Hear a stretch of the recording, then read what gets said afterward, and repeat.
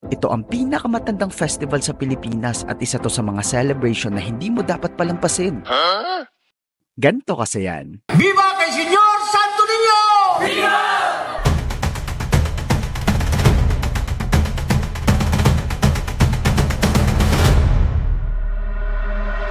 Ito ang Kalibo Señor Santo Niño at Yetian Festival na sinaselebrate a week leading to the third Sunday of January sa Kalibo, ang capital town ng Aklan. Kilala ito bilang the mother of all Philippine festivals kasi pinaniniwala ang ginagawa ang merrymaking event na to upang gunitain ang pagdating ng mga Bornean dato dito sa isla ng Panay na bukas palad namang tinanggap ng mga ati, grupo ng indigenous tribe na unang nanirahan dito. Pero kalaunan, dahil na rin sa pagdating at pagpalaganap ng mga Espanyol ng Catholicism sa bansa, ang pag-honor kay Santo Niño at ng Ati-Atian Festival ay naging isa sa mga distinct Catholic celebration sa Pilipinas.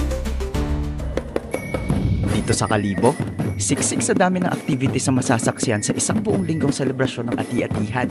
Kitang-kita dito kung paano ito i-showcase ng mga Kalibonhon sa Aklanon in general ang mayamang kultura at tradisyon sa Aklan, sabay na rin ang matibay na debosyon ng mga taga rito sa Señor Santo Niño de Kalibo.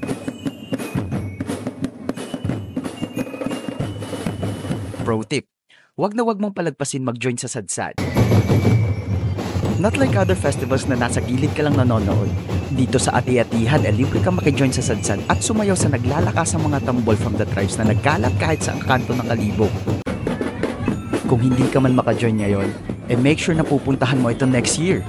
Para sa akin, ito ang pinakamasayang festival na na-experience ko and for sure mag-a-agree ka din. O siya, dito ko natatapusin ang video na to. Sa mga hindi pa nakakakilala sa akin, ako nga pala si JV Manikan, Aklanong Gala ako. Hanggang sa muli!